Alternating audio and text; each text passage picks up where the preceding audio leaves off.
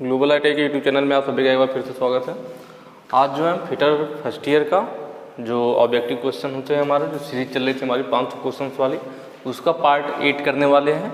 ठीक है, जो ये आपको क्वेश्चन दिखाई दे रहा है इसका PDF आपको कहाँ से मिलेगा, तो PDF डाउनलोड करने के लिए आपके सामने है वेबसाइट www.globaliti.org। इस वेबसाइट पे आप विजिट कीजिए और वहाँ पे आप आसानी से जो आज का पार्ट है इसका PDF प्लस इसके पहले के भी PDF वहाँ पे अवेलेबल है, और इसके आगे के जैसे जैसे पार्ट बनते जाएंगे उसका PDF वहाँ पे अपलोड होता जाएगा। ठीक है, चलिए अभी इस क्वेश्चन से स्टार्ट करते हैं। 71 है, बोल रहा है उस कैलिपर का नाम बताइए जिसकी एक टांग एक लेग जो होती है वो एडजस्टेबल डिवाइड पॉइंट और दूसरा टांग मुड़ा होता है। कि ऐसा कौन सा हमारे पास डिवाइडर है जिसकी जो एक लेग होगी उसमें डिवाइडर टाइप की नोक लगी होगी जो कि एडजस्टेबल होगी, प्लस उसका जो दूसरा टांग होगा उस डिवाइडर की जो दूसरी लेग होगी वह क्या होगी, अंदर की तरफ मुड़ी हुई होगी। तो इस टाइप का लिखा ना, दूसरा टांग मुड़ा होता है, तो इस टाइप का कौन सा कैलिपर होता है, तो आप लोगों ने पढ़ा होगा जेनी कैलिपर। जेनी कैलिपर, इसको एक दो नामों से और जानते हैं। किस नाम से? ऑड लेग कैलिपर, या फिर इसी को बोलते हैं हर्माफ्रोडाइट। हर्माफ्रोडाइट कैलिपर, तो ये भी दो नाम हैं जिन नामों से इन्हें जाना जाता है। ठीक है, एक तो होता है मैंने बताया ना, इधर नुकीली नोक होती है, इसकी जो एक टांग है अंदर की तरफ मुड़ी हुई है। एक ऐसा भी हमारे पास हर्माफ्रोडाइट आता है जिसमें एक साइड तो नोक बना होगा लेकिन दूसरी साइड जो उसका दूसरा वाला लेग है वह अंदर की तरफ ना हो करके बाहर की तरफ मुड़ा होगा। तो अंदर की तरफ मुड़ा हुआ और बाहर की तरफ, दोनों साइड वाला होता है। जो बाहर की तरफ मुड़ा होता है इसे हील टाइप जेनी कैलिपर बोलते हैं। कौन सा टाइप? Heal type. ठीक है, चलिए नेक्स्ट क्वेश्चन पे चलेंगे।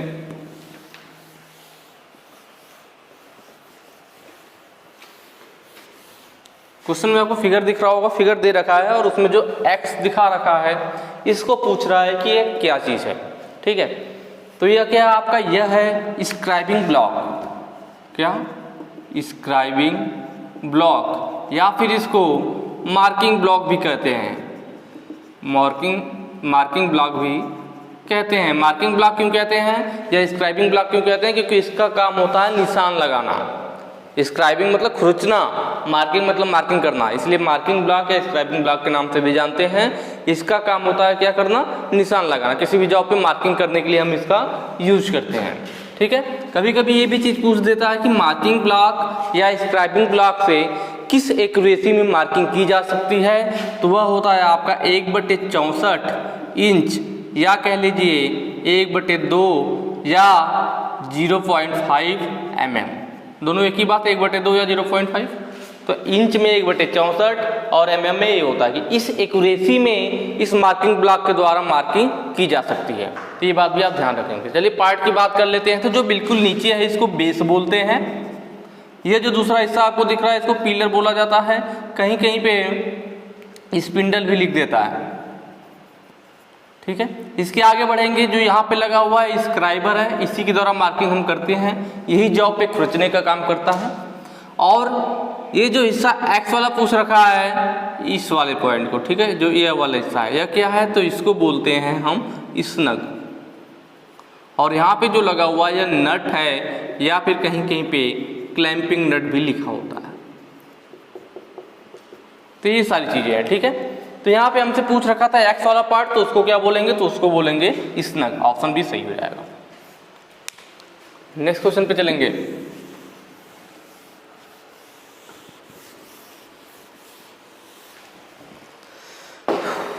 अगला क्वेश्चन है संयोजन सेट, जिसे कॉम्बिनेशन सेट भी बोलते हैं। यहाँ पे दिखा रखा पूछ रहा है जो चिन्हित भाग है इसका क्या नाम है।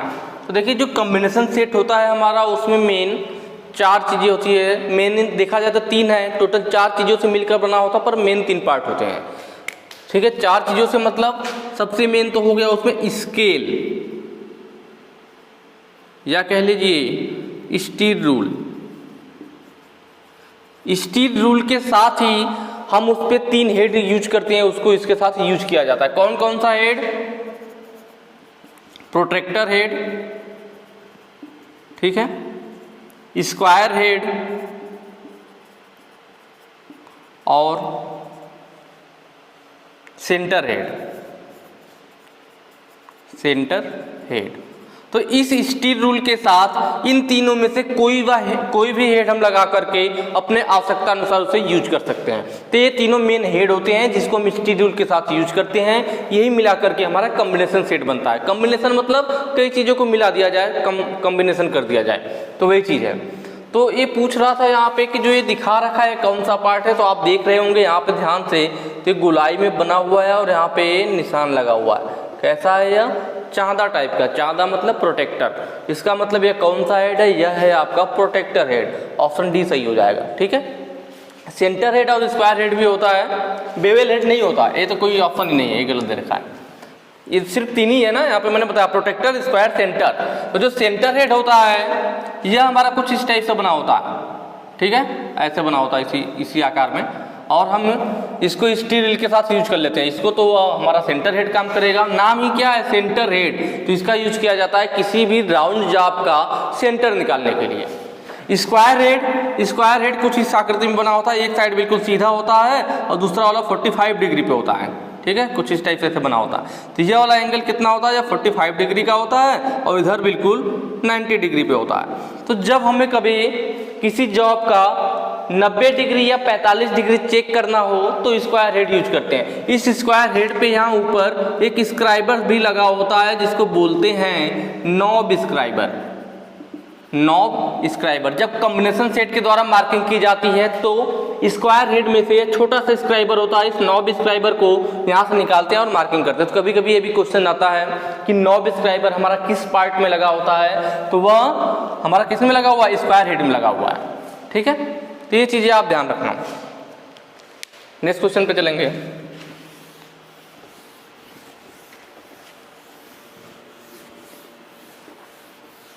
अगला कह रहा है किस प्रकार के डेटम का पालन किया जाता है। कि ये जो फिगर दिखा रखा है यहाँ पे, ये कौन सा डेटम यूज किया गया है इस फिगर में इस मार्किंग को दिखाने के लिए, जो इसके साइज को दिखाया जा रहा है, तो उसके लिए कौन सा डेटम यूज किया गया है। तो आप देख रहे होंगे एज डेटम, पॉइंट डेटम है, सेंटर रेखा, सेंटर लाइन डेटम है या रेफरेंस लाइन, ठीक है। तो यहाँ पे जो ऑप्शन होगा हमारा ऑप्शन ए सही होगा, एज डेटम। क्योंकि जो यह जॉब है हमारा, जॉब का जो यह किनारा है, इस किनारे से हमने लाइन खींची है। जॉब का जो यह वाला किनारा है, हमने इस किनारे से लाइन खींची हुई है और इस किनारे के सहारे से जॉब के इस किनारे से लाइन खींची हुई है। जॉब के मतलब जॉब के एज से किनारे से हमने लाइन खींच करके फिर उनके बीच में हमने उसके साइज को दिखाने की कोशिश की है। तो एज के द्वारा साइज को दिखाया गया है, इसलिए क्या हो जाएगा? एज डेटम हो जाएगा। कहीं कहीं जब ऑप्शन में एज डेटम नहीं होता है तो हम इसको रेफरेंस लाइन डेटम भी बोल देते हैं। रेफरेंस लाइन का मतलब होता है जहां से उसको नापा जाए। जैसे आप किसी ज़मीन पे खड़े हो, आपकी लंबाई मापनी है, तो हम कैसे मापते हैं? ज़मीन हमारी रेफरेंस लाइन हो जाती है। जैसे मैं ज़मीन पे खड़ा हूँ, भाई हमें हमारी हाइट नापनी है, तो एक हिस्सा ज़मीन पे टेप का टच करेंगे और दूसरा हिस्सा बिल्कुल ऊपर सर तक। तो नीचे रेफरेंस का काम कौन किया? ज़मीन काम की, तो हमने जिसको रेफरेंस माना। तो वैसे ही यहाँ पे इसके साइज को दिखाने के लिए हमने इस हिस्से को रेफरेंस माना, इसको माना। तो अगर एज डेटम ऑप्शन में है तब तो ये सही हो जाएगा। अगर एज डेटम ऑप्शन में नहीं होता तो हम रेफरेंस लाइन डेटम सही करते हैं। चलिए नेक्स्ट क्वेश्चन पे चलेंगे।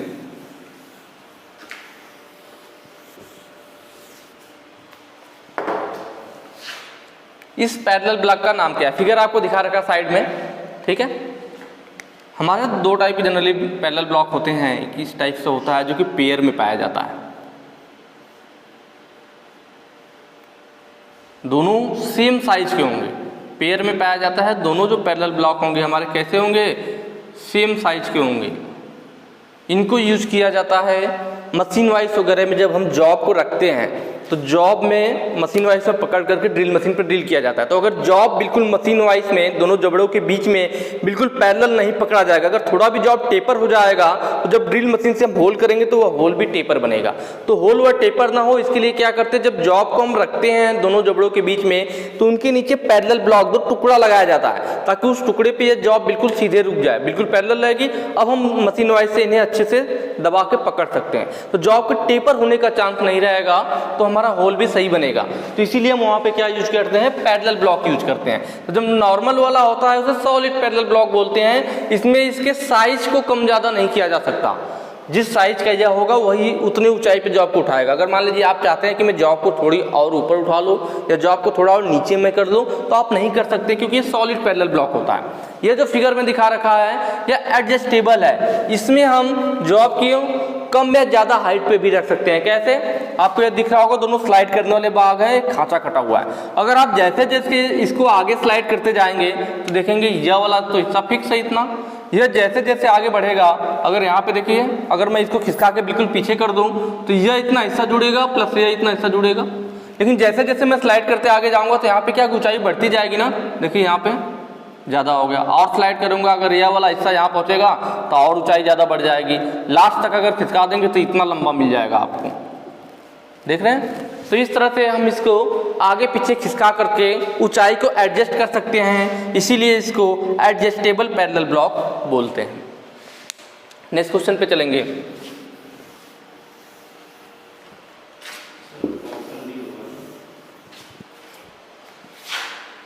एडजस्टेबल पैरेलल ब्लॉक, ठीक है, ऑप्शन डी सही होगा। ठीक है, एडजस्टेबल पैरेलल ब्लॉक।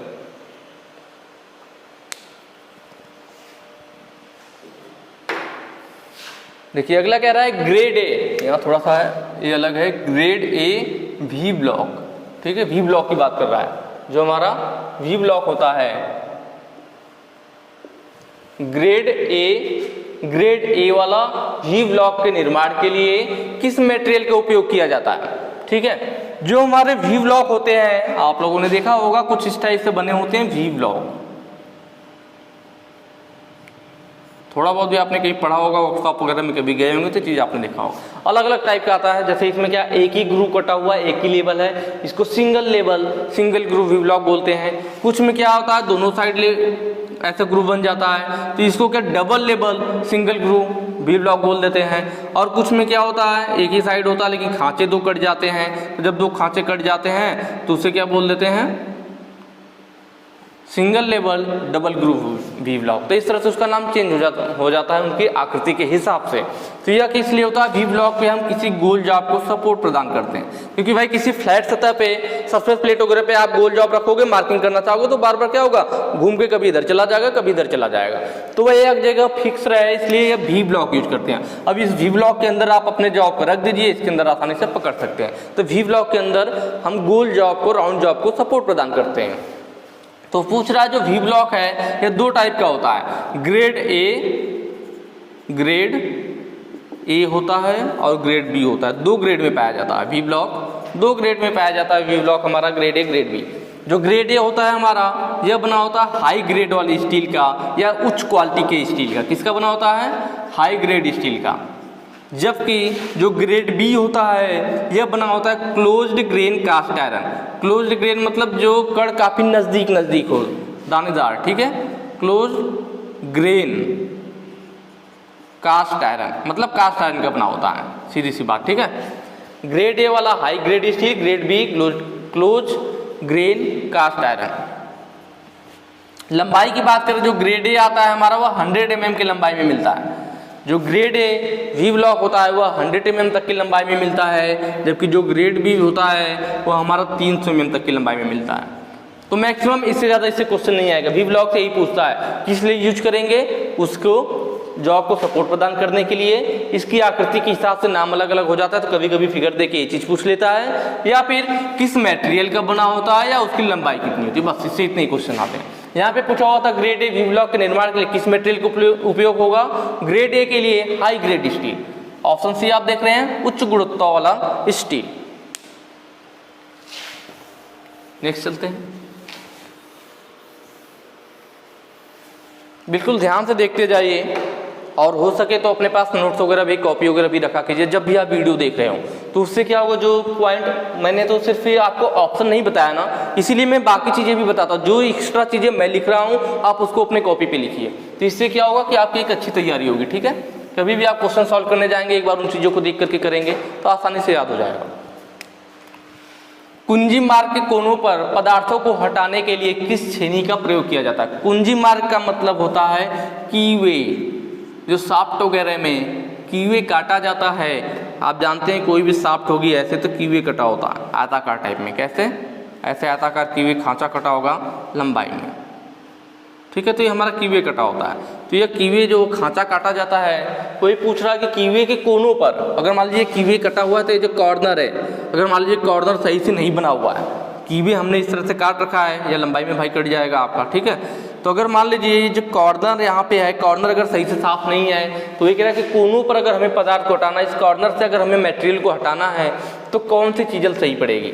तो उसके लिए हमारी होती है diamond point chisel. Diamond point इस तरह देखेंगे तो नुकीला टाइप का होता भी है डायमंड पॉइंट। अगर आपने फिगर देखा होगा तो आगे का जो हिस्सा होता है डायमंड पॉइंट चीज़ल कैसे होता है, वी टाइप में होता है, वी टाइप में नुकीला। तो वह क्या होता है, इस कॉर्नर में बिल्कुल सही बैठ जाता है, कॉर्नर के मटेरियल को आसानी से हटा लेता है। जबकि फ्लैट चीज़ल भाई चिपिंग वगैरह करने के लिए, नॉर्मल मेटल को काटने के लिए यूज करते हैं। क्रॉस कट चीज़ल है, यह भी कीवे वगैरह काटने के लिए, जब खांचा बनाना होता है, कीवे काटना होता है तो क्रॉस कट चीज़ल यूज कर लेते हैं। लेकिन इसके कोने जब साफ करने होंगे तब हमें डायमंड पॉइंट चीज़ल की जरूरत पड़ेगी। वैसे हाफ राउंड वाली नोच चीज़ल होती है, तो हाफ राउंड वाले आगे का हिस्सा क्या होता है इस चीज़ल का, आगे का हिस्सा हाफ राउंड में ऐसे बना होता है। तो इसका यूज कहाँ किया जाता है? हाफ राउंड जो चीज़ल होती है इसका यूज करते हैं ऑयल ग्रूव वगैरह बनाने के लिए। जहाँ पे बेरिंग वगैरह में ऑयल डालने के लिए ऑयल ग्रूव बनाना पड़ता है, तो वहाँ थोड़ा सा गोलाई में ग्रूव बनाते हैं, वहीं पे हम हाफ राउंड चीज़ल यूज करते हैं। अगला है किस फाइल में एक दिशा में दांते कटे होते हैं? ठीक है, तो यहाँ देखिए सिंगल कट है, कर्व्ड कट है, सेकेंड कट है, डबल कट है। तो सीधी सी बात है, सिंगल कट फाइल जो होगी हमारी फाइल इस टाइप से होती है और इसमें कटे होते हैं दांते। अगर सिंगल कट होगी तो सभी की दिशा क्या एक ही साइड होगा, पूछा ना एक दिशा में, तो एक ही दिशा में सब दांते कटे होंगे तो सिंगल कट फाइल हो गया। कर्व्ड कट में क्या होगा भाई, वो टेढ़ी मेढ़ी होगी ना, तो एक दिशा में तो हुआ नहीं कभी दिशा, हमेशा दिशा इसकी क्या होगी चेंज होगी। सेकेंड कट में क्या होता है, या इसके दांते घने होते हैं, मतलब दांते पास पास होते हैं, पर होती है एक तरह की डबल कट फाइल ही। मतलब इसमें दो दो दांते, एक दांते इधर से फिर दूसरा दांता इधर से। ठीक है, दोनों साइड से दांते कटे होते हैं। देखिए एक बार दिशा इधर तो एक बार दिशा इधर, इसमें दिशा चेंज हो रही है, एक ही दिशा में नहीं है सभी दांते। तो इसमें क्या होते हैं, जब दांतों की संख्या ज़्यादा नज़दीक नज़दीक होती है तो सेकेंड कट फाइल होती है। यह थोड़ी हार्ड मटेरियल को घिसने के लिए यूज की जाती है और इससे फिनिशिंग अच्छी आती है। दांते पास पास होते हैं तो फिनिशिंग भी अच्छी आती है। डबल कट फाइल यही चीज़ है, डबल कट फाइल यह अधिक मटेरियल को हटाती है। ठीक है, नेक्स्ट क्वेश्चन पे चलेंगे।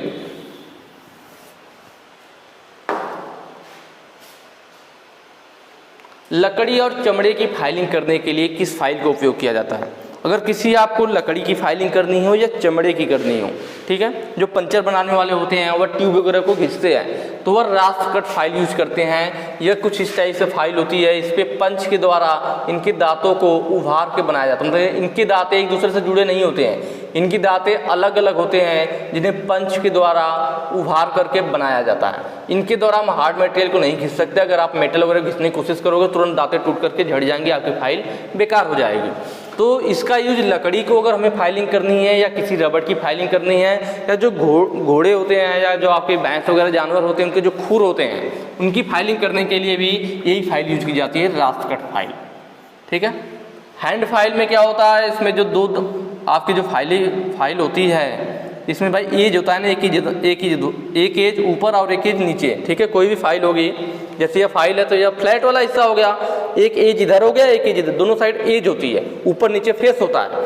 तो एज पे एक साइड दांते कटे होंगे, एक साइड एज पर दांते कटे होंगे और एक साइड एज पर दांते नहीं कटे होते हैं। इस वाली फाइल को हैंड फाइल बोलते हैं। इसका यूज किया जाता है अगर कहीं पे हमारा जॉब 90 डिग्री पे है इस टाइप से और इसका एक सरफेस फाइल कर दिया गया है और दूसरी सरफेस को फाइल करना है। ऐसा जॉब जिसकी एक सरफेस फाइलिंग 90 डिग्री पर हो, उसकी भुजाएं एक सरफेस फाइलिंग की गई हो और दूसरी को करना हो, तब हम इनका यूज करते हैं। क्योंकि नॉर्मल फाइल होगा अगर मैं इस साइड वाले घिसना चाहूँगा तो नीचे के दांते नीचे वाले को घिस करके सतह को खराब कर देंगे, जबकि इसमें क्या है, इस नीचे के साइड में दांते ही नहीं है, तो इसको जिस साइड दांते नहीं है उसको इस सरफेस पर रख लेंगे और फाइल को खड़ी करके हम आसानी से घिस देंगे, तो यह हिस्सा भी घिस जाएगा और नीचे वाली सरफेस खराब भी नहीं होगी। तो वहाँ पे हैंड फाइल यूज किया जाता है। बास्टर्ड फाइल यूज किया जाता है अधिक मटेरियल को हटाने के लिए, और सिंगल कट जो फाइल है हमारे, यह कम मटेरियल काटती है और सॉफ्ट मटेरियल के लिए यूज होती है। नेक्स्ट चलते हैं। क्यों फाइलों के कटिंग फेसेस को लंबाई के साइड से थोड़ा बेवल किया जाता है?